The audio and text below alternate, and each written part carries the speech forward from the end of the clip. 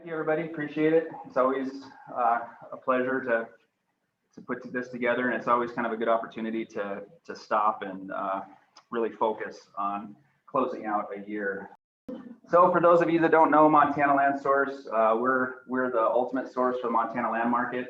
We map and track every listing, every sale we can find anywhere 200 acres and up for the whole entire state. So our main sources are direct from brokers and appraisers. We're on 4 MLSs. We check brokers' websites. We check all the advertising venues. We check cadastral and we check social media. So anywhere we can find data, we mine that data and put it together on Montana Land Source.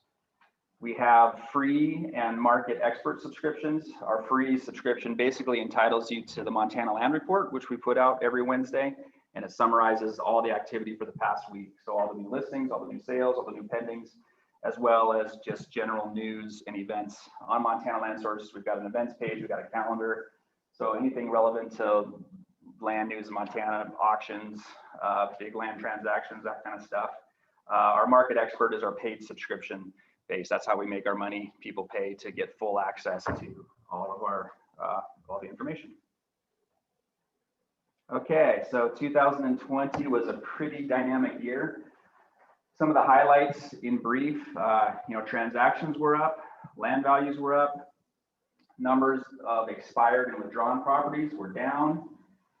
Days on market was up, which is a little bit surprising, and I'll get into that more later. Sale price is a percentage of list price, so the delta between what was asked and what our properties trade for, that narrowed, that tightened, and inventory is down. Okay, so this is volume of transactions, and I like going back all the way to 2005 with some of this. 2005 was the peak of volume pre-crash, so I think it's pretty interesting to, is my pointer work? Yeah, good. It's pretty interesting to look at the whole arc. So obviously we had the build up to 2005 and the crash at the low point in 2009, and kind of been trickling back since then. But what's particularly interesting is it really wasn't until 2009 that we actually got back to the same volume level as 2005, and then 2020 took it way above. That's a little bit counter in certain property types. We've talked about having been recovered long before then. So if you're looking at the A properties and high amenity recreational properties, the market had recovered prior to all this 2019, 2020. But looking at the whole state, it's pretty interesting to realize we're only now back to the volume we were in 2005. I'm going to go into the state as a whole and then also talk about Western Montana versus Eastern Montana. And so this is the line we draw to let people know. Historically, it's always been talked about. You draw a line from Great Falls to Billings, and that's east-west. And this line basically does that, but we cut it off on county lines, and it just essentially tries to lump the counties in the western states that are more recreational and the eastern states that are kind of more agricultural and open range. Not perfect, obviously. There's definitely some ag lands, in these areas, as well as some recreational lands, but provides a pretty good distinction between east and west. So Eastern Montana, this is that same graph, but just Eastern Montana. And there's some noise. Same thing. It peaked volume in Eastern Montana in 2007, had the same crash, and then through recovery had a blip for some reason in 2014, but basically the same trajectory, especially the last 2 years, with a lot more volume. And then looking at Western Montana, and this really shows, the build up to the crash, and then the crash was really dominated by recreational properties, since that really shows when you look at Western Montana. And Western Montana recovered, but really kind of had a slow run here until 2018, and then, like we've seen everywhere, the last 2 years have been significant. And then this one shows all three together. So the top is all Montana, the middle is Western Montana, and at the bottom, Eastern Montana. And again, this really shows how the recreational market in Western Montana defined the peak prior to, and then the crash. Eastern Montana was kind of more consistent. And Also, Eastern Montana played a role in recovery. If you remember, commodity prices were actually relatively strong at that time, and while the recreational market was slower to recover, the ag market actually played a role in recovery. And here at looking at the last year, everything's up, but it's more dramatic in Western Montana than Eastern Montana. And we've seen that, the COVID and some of the drive of that in the market was for properties that you could move into. We didn't necessarily, I think ag investment is up as well, but that wasn't quite what was really driving the market in a hot way in 2020. It was COVID refugees. It was people, can now work remotely. And actually, a lot of talk out there about some of the social distress in the cities and stuff. A lot of brokers talk about clients that were just fed up with California, fed up with Portland, Washington. And I heard a lot of people say their buyers were kind of close to a tipping point anyway. Maybe they were in California and they've been thinking about Montana for a long time. It had been on their mind. But 2020, with all that was going on, it was a trigger that pushed a lot of people over that were kind of on the verge, it sounds like. Okay, moving into median dollars per acre. And one thing I want to say, you might, looking at this presentation as compared to past presentations, I've moved more and more to medians over averages. In the past, we did more with averages. I think generally median is a better indicator. The land market data in Montana actually has pretty extreme outliers, highs and lows, and so medians tend to be a better metric in that case. So you might notice some difference between past presentations, and some of that is because we're using medians rather than averages. So this is statewide, again, shows the peak in about 2006. And there's some noise in this, but I think it's best to kind of look at the overall arc. And again, kind of slow recovery. And this, I mentioned this earlier, kind of goes counter to what has been said in the past about, we were recovered more fully in like 2012, 2013, 2014. But I think that really just applies to certain market segments. So I think this is pretty interesting looking at the state as a whole. It really shows you the recovery. We're only now back to the peak values we had in 2006. Again, really high quality properties, the A+, the cream of the crop, that stuff was pretty well recovered about 2013, 2014, and especially the brokerages that deal with the high-end properties. Hall and Favor Ranches was talking about being fully recovered at that point. Well, for certain market segments, that was true, but not necessarily for the whole. So again, here's Eastern Montana, and there's a lot of noise. Obviously back here, that's pretty noisy, but I think, it's really the overall arc. And for some reason, there was a dip in 2018. Part of this is, there really isn't that much data going into this. These are land values, not, improvement values fit in. So there's only so many sales, only so many properties that either sold without improvements or properties that we can, with a high degree of confidence, analyze out the improvements. So in Eastern Montana, I think this is big. Oops. This data set is only a couple dozen sales or so, or 3 or so dozen sales. So that's partly why we get the noise. But the overall arc, I think, is what's important, and back to high levels. And then here's Western Montana, same kind of thing. A lot of noise the last couple of years, really kind of up and down. Looking closely at this data and trying to figure this out.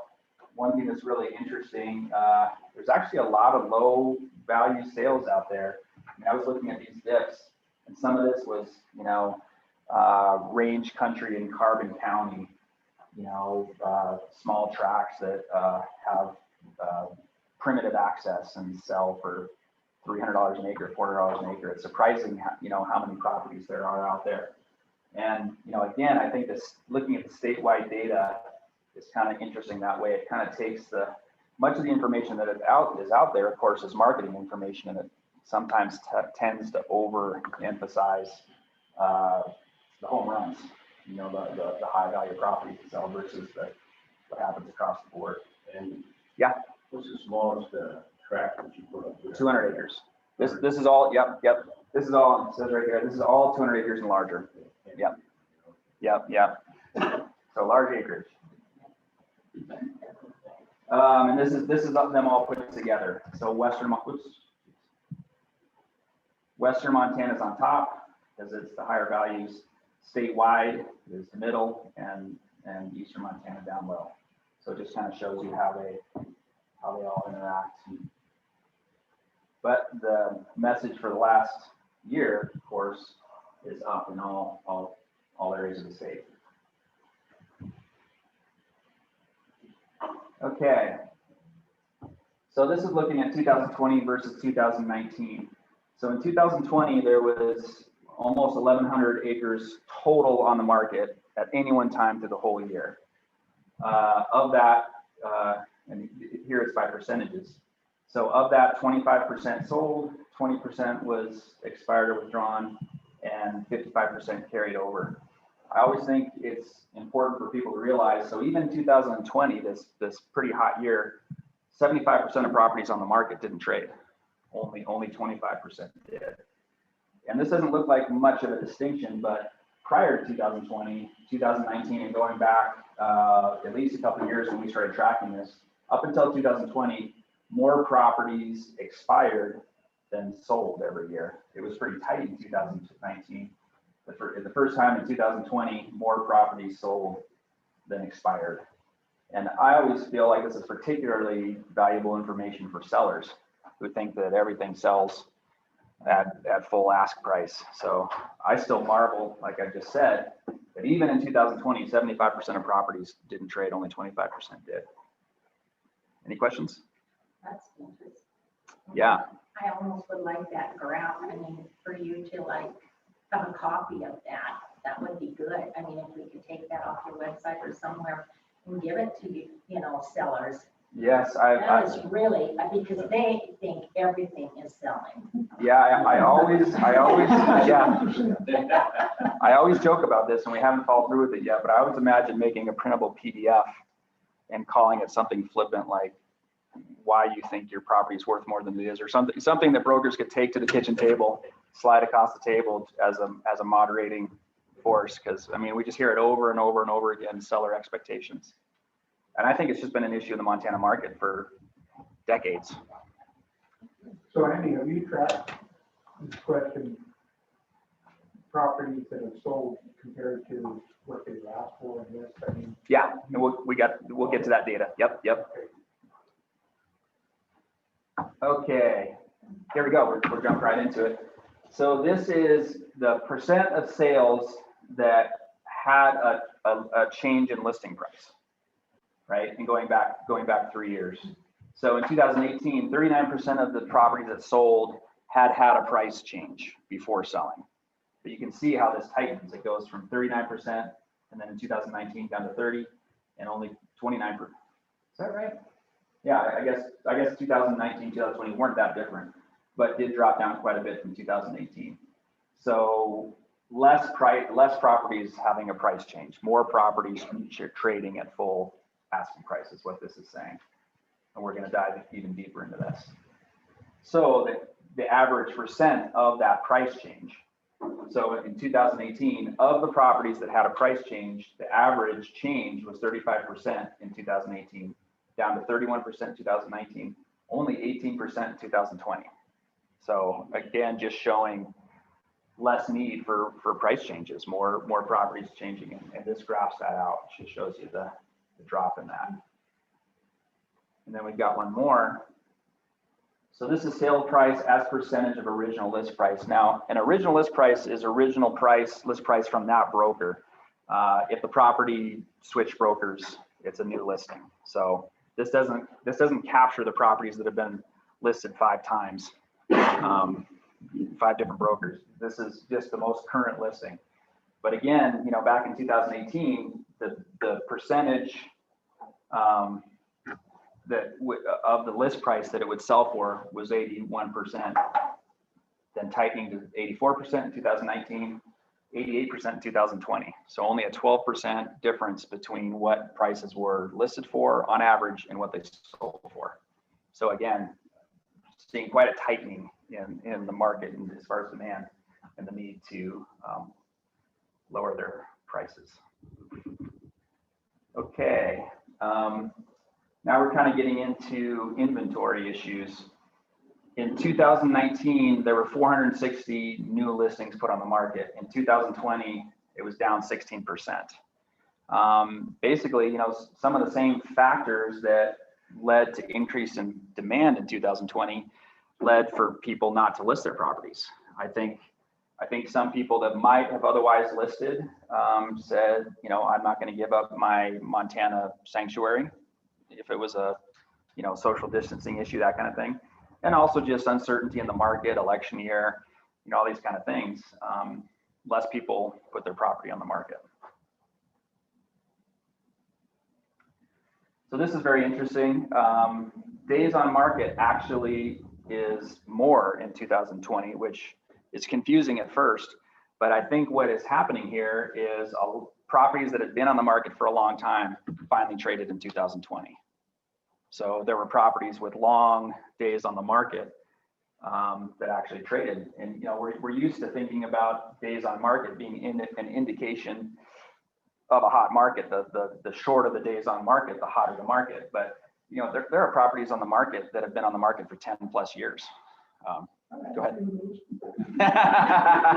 Is there a possibility in that, Andy, too, to where, say, in the years past, where there was 5 different brokers that had it, and you're, say, capturing maybe the last one's listing, and then in 2020, we saw less brokers having to handle it? Does that play into the numbers? Possibly, yeah. And I feel like I say this every year, we're working on just how in the database I would like to be able to also track, because again, some of these properties, they've really been on the market 10 years with 5 different brokers. And so I'd like to capture that, but we've stayed conservative with, you know, whatever the last broker is, that is the listing. But yeah, I think the dominant factor is just old properties that if demand hadn't risen to where it was, you know, they might not have sold. So the increased demand picked off more properties that have been on the market longer. So hence longer days on market. It's funny when stuff like that happens, and then you suddenly a metric that you're used to thinking about, you have to rethink. It's not an indication of you know, it was a hotter market in 2020 than 2019, and days on market were up 10%. Okay, so this is now we're getting into talking a little bit about 2021, and this is number of active listings, and this is year to date as of Monday, March 1st. So the number of active listings that were on the market on March 1st, 2019 was 621, down to 604 March 1st, 2020, and down to 558 in 2021. So we're seeing shrinking supply. That's I think a dominant factor of our market right now. And you know, I feel like supply issues have been talked about perennially in the Montana land market. Almost everybody all the time. Brokers often talk about we're undersupplied, but I think it's going to be more real in 2021 than maybe ever before.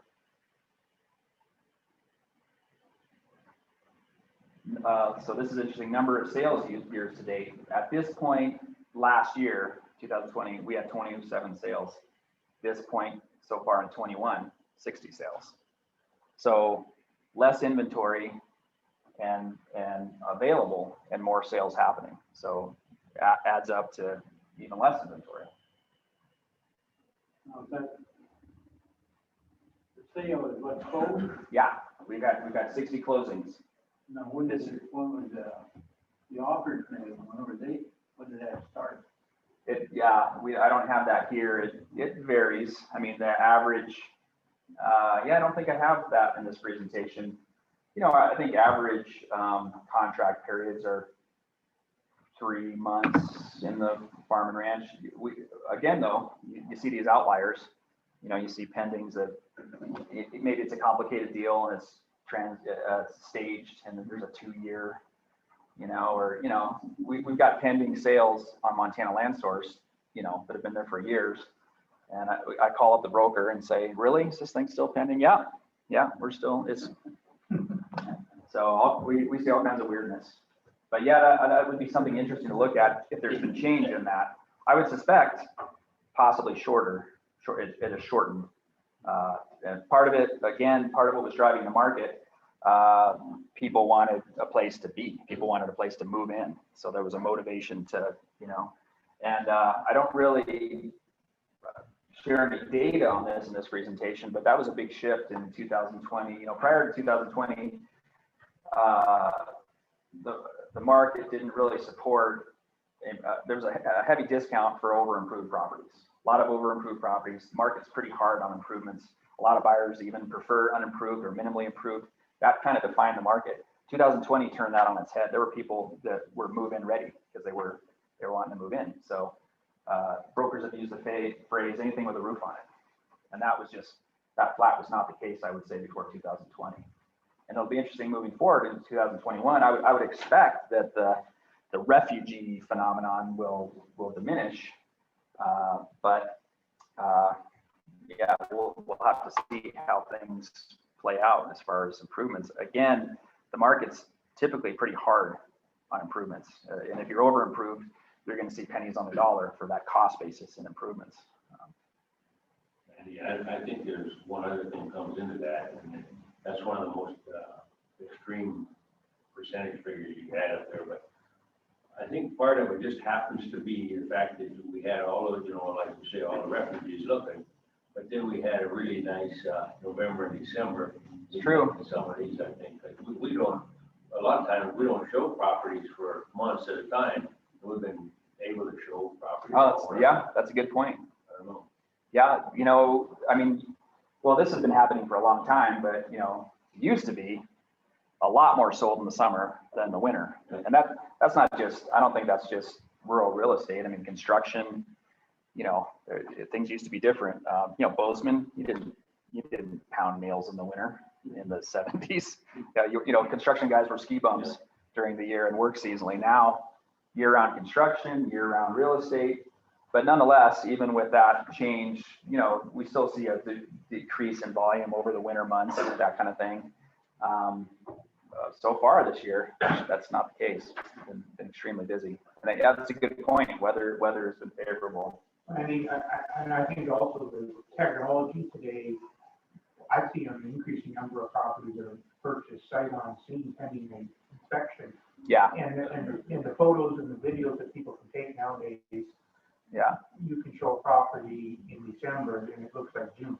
Yeah. Well, I definitely know in Bozeman, some of this is housing as much as land, but talking to brokers there this summer, lots of showings via video, lots of properties sight unseen purchased. A top broker I know there, mostly in residential, but small acreage and recreational land stuff. He's been there 20 plus years, high producing realtor. He said last summer made the entire past 20 years look like nothing, which is pretty remarkable because for those of us in Montana, feel like the last 20 years in Bozeman has been something. But to hear that 2020 made all that look, and I suspect maybe we haven't seen anything yet. I think Bozeman and possibly, Missoula, Flathead might surprise us even more next 20 years. Okay, so this is ask prices, the median ask price of, so this is active listings, not sales, but listing ask prices. And again, looking at the last 3 years. So in 2018, the median ask price of everything on the market in Montana was about $1,500. 2019 up to $1,600. 2020 up to $1,700. So we're seeing increase in ask prices pretty consistently.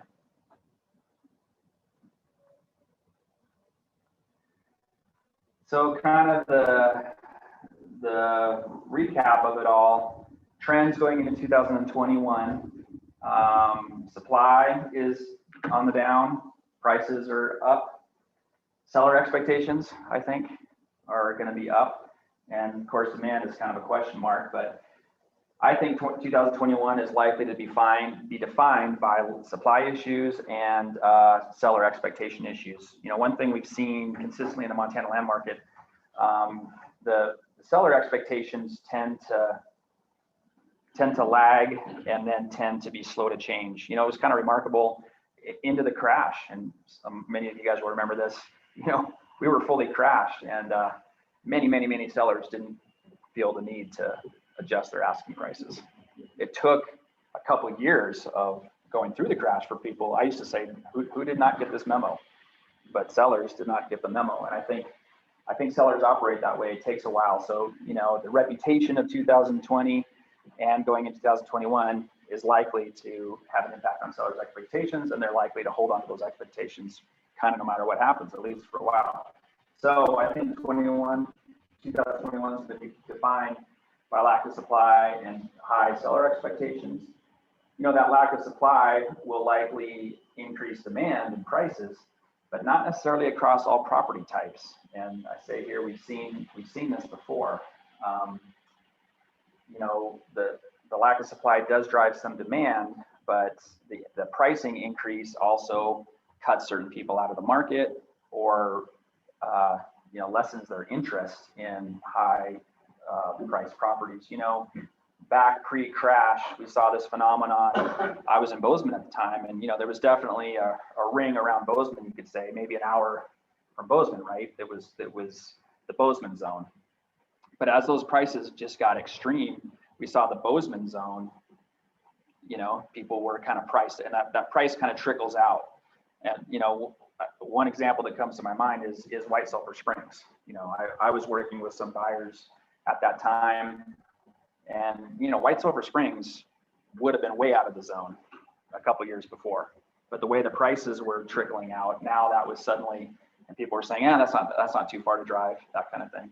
Then we saw that zone retract into the crash and into the recovery, and you know, it leaves people then in those areas are kind of left high and dry. They're like, geez, we think we had this value at this time, and now that's gone away. So it'll be interesting to see if that happens in 2021. You know, again, the top properties always do well, and those price increases seem to be well absorbed, I guess you would say, by the market. People are willing to pay, and then it tends to lift or attempt to lift all of their properties, but then the market only supports so much of that, if that makes sense. I mean, used to talk about C and D grade properties now being priced at A or B prices, right? We see this phenomenon, and my suspicion is that, you know, those A, B properties will perform well. There will be demand, and all the C and D properties will attempt to be elevated, but only certain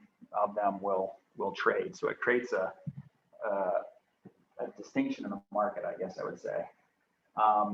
You know, demand may soften a bit as COVID subsides. COVID has clearly been a factor in the market. As COVID subsides, where that leaves the Montana land market is an open question. And again, you know, at some point, high pricing is likely to weaken demand, and I foresee that happening. Again, the seller's expectations are going to want to take full advantage of any price opportunity they can get. The tendency is to raise prices. That will have a cooling effect on demand. That's my presentation. Go ahead. Has there ever been a study of how your land correlates with residential? Because I was just told yesterday that the supply is so minimal in Billings that a $300,000 house, you have to offer at least $320,000, maybe $330,000 in order to get the house bought, because there's so many people buying that house. And this is a woman at Shepherd that was trying to buy a house, and it was listed at 300. She come in at 310. They said, we've got an offer better. She kept going, and right now it offers at 325. $25,000 on a $300,000 house over listing price. And they said that this is just real typical in Billings right now. Yeah. They're selling over listing price. Have you ever seen a correlation? Yeah, anything like that, man? There typically is at least somewhat of a correlation. I mean, I've never done an in-depth analysis on that, and you know, I think different communities in Montana correlate with different property types. You know, obviously, I think Bozeman and Whitefish, Big Sky, you know, correlates with the recreational market.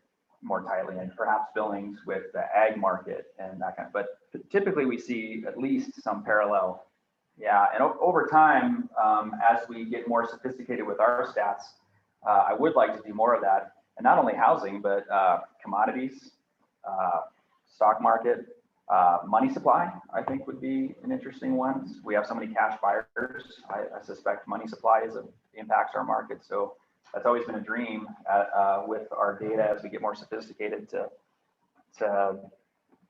provide an indices almost like the stock market. I mean, the housing market, the stock market, commodities have actual indices. I mean, I'd have to go back, to a way previous slide, but our median price per acre would be a place to start and actually track that against other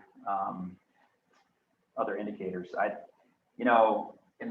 think earlier in my career, I used to think and dream and fantasize about, maybe we'll find the corollary. But the thing about the Montana land market, pick a year, and 1 year it tracks well, it seems, with commodity prices, then it departs, or the stock market, or right. So it's a moving picture, but it would still be fascinating to line this up with other, but it does parallel housing. I mean, at least anecdotally, there's usually goes hand in hand. And you happen to track cash versus finance property values? I mean, we do have that in our database. By far, most of it's cash. Most transactions. Do you know what percentage that is cash? No, I mean, I haven't pulled it out of our database, but I would say 90%. Yeah, most. Well, I could believe it. I mean, we see a tremendous amount of cash going. Yeah, and I think you'd have to just differentiate. Most of Montana Land Source data, we do get transactions that aren't on the market, directly from appraisers and that kind of stuff. But the dominant source of our information is marketed properties, and I think marketed properties, it's a very, very high percentage of cash. There's obviously neighbor to neighbor and in-family transactions. I think when you get into those, there's a lot more financing. And the other question I have is do you track the marketed properties average value versus the non-marketed properties? No, but we could. I will say, we get, for sale by owner or non-marketed properties, and they're a pain to track. And I think people that are trying to save money by not marketing their properties, I think I could pull data that shows. I do, I've looked for this, whether there's national data on this. I know in terms of housing, there's data out there of for sale by owner versus professionally listed, and there's evidence, but I've never seen research done that on land. Well, I think it'd be really beneficial to the broker to be able to show that, hey, we're actually earning our commission. We're just not taking off the top. We're actually earning additional value. Yeah. I mean, there's some for sale by owner, and they have it on, they have it advertised somewhere or on Facebook or on a website or something, and then it disappears. And it comes back and it disappears, and I'm trying to call them, can't get them on the phone, or they. It's funny when people want to list their property, but then want to limit the ability to contact them. How are they going to sell it? Yeah. You get a few on your site. Where do you get those? I'm sorry. I say you get a few on your site. Where do you get those? We just work hard. We're on social media, tracking things and other advertising venues, and the word's out, about we advertise Montana Land Source, and so people find us. But yeah, that's always, someone calls and they got a property, and then you realize they're not listing it with anybody, and of course they don't have maps, and they might not be familiar with cadastral. So I'm trying to get information and trying to say, I actually need, and I say, can I get a map? And they say, well, you just go down Mahoney Road and 2-foot fence posts over, and it's like, kind of need more information than that, so it's I didn't know you had that much patience. it's strange sometimes. What's in your opinion, the major reason that the pending sales don't close and go back on the market? I think it's all over the map. You know, I've tried to find solid reasons for that. You know, I think actually the majority of the time it's something happens with the buyer. Finance and everything. Yeah, their financing falls through, the sale of their prior property falls through, or they were less than serious, or, you know, they were less than genuine going into it. My suspicion is that's kind of number one. Or, you know, even I think sometimes certain types of buyers, they'll just tie stuff up. They might only be half interested in that property, but they tie this one up and they're still looking. And, oh, I found something better, so now I dump this. And you know, there's guys that do that even with earnest money. They don't mind giving up some earnest money. So, I mean, you know, brokers you guys might know better than me on that, but I think that's the dominant situation. You know, sometimes things are discovered, phase one or phase two doesn't turn out that well, or issue with title or access. You know, there's that kind of stuff. As we all, you know, sometimes property in Montana can kind of be complicated with historic access issues. You know, maybe a neighbor runs his cows across the place and has for 100 years, and then a new out-of-state buyer finds that troubling. You know, sorting out water rights, mineral rights, access issues.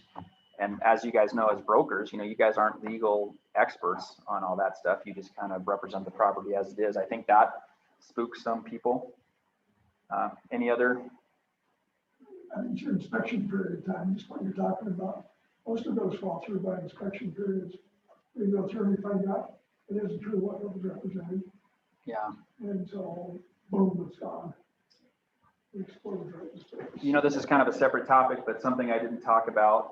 This was so the land report that goes out every week, I do a little summary video. I do a little 2-minute video summarizing it. And a couple weeks ago, and you know, I've said that in the land report, we show the recent activity. So new listings, new pendings, new sales, price changes, that kind of stuff. And, you know, price changes, we just call it price changes. Because 90+% of the time, a price change in the market is typically a decrease. I mean, occasionally you see an increased price, but you know, that's not as common. But there was I want to say this is 2 or 3 weeks ago, 6 price increases. So 6 properties that had been on the market, and some of them for a while. It wasn't like they were just listed. So speaking of, you know, seller expectations, yeah, and you know, I didn't follow up on many of those, but you just scratch your head like, so this, and especially if it's been on the market for a year or so. So this property's been on the market, hasn't sold at the price listed, but now you're going to increase the price. Pretty strong indication of seller expectations. That was really not serious about it. Also, there's lots of interest. And so they don't want to be paying a realtor commission once they give it a bona fide offer. Right. So we had never seen that before. And so now we're in the process of, we're considering, geez, do we need to change our database to have price increases and price decrease, you know, to distinguish which it is, right? You can't assume that a price change is a price decrease anymore. And one of the reasons is to the newspaper, because of articles saying that everything is selling, you know. Right. I mean, that just came out, all these, you know, Hall and Fay and all of them saying how, you know, nothing is staying on the market, it's all selling, and Right. you know how great the sales are, and Yeah. that doesn't help at all. It's on 5 years too. Yeah. I've talked about this before. One of the exciting things as an appraiser, creating Montana Land Source, is all this active listing data, because, you know, appraisers don't have time typically. I mean, you know, they're supposed to do some of that research, you know, to have indications of where the market's going, that kind of stuff. But, you know, appraisers have to spend their time with comps, actual sales, and, you know, what's actually happened. So you can't spend a ton of time on listing data. And that's kind of the exciting thing about, and, you know, this expired withdrawn stuff, you know, and again, this was kind of tightened up in 2019. I don't have 2018 up there, but I think 2018 was more like less than 20% sold, and more like 26% were expired. So up until 2020, more properties were expired or withdrawn off the market than sold. And nobody knows that. I mean, brokers, you know, might have a hunch, but we never had the data before. And it's actually kind of a fluke, you know, in our database. I remember, you know, in designing the database years ago, with these expireds, do we delete them or do we, and I just flippantly said, oh, we'll create a status for expired withdrawn, because, you know, why dump data? And years later, I think that's some of the most interesting, valuable data, or a very valuable piece that we have. And to be able to document that and say, you know, and again, with the carryover properties, the properties that carried over into 2021, 75% of properties don't trade in one of the hottest years we've had in a couple decades. You know, it reminds me, I saw Facebook, it was an advertisement to me on Facebook, and it was for some do-it-yourself investing deal, do-it-yourself stock pick kind of thing. And they said, if you had followed our advice, you know, on this stock or these 3 stocks, you would, right? But they didn't talk about all the stocks or all the recommendations. They cherry picked the 3. And so, like you're saying, the newspaper and brokers, I mean, obviously brokers are in the business of promotion and want to highlight their successes, but it does end up creating the perception that, you know, property in Montana flies off the shelves no matter what you price it at.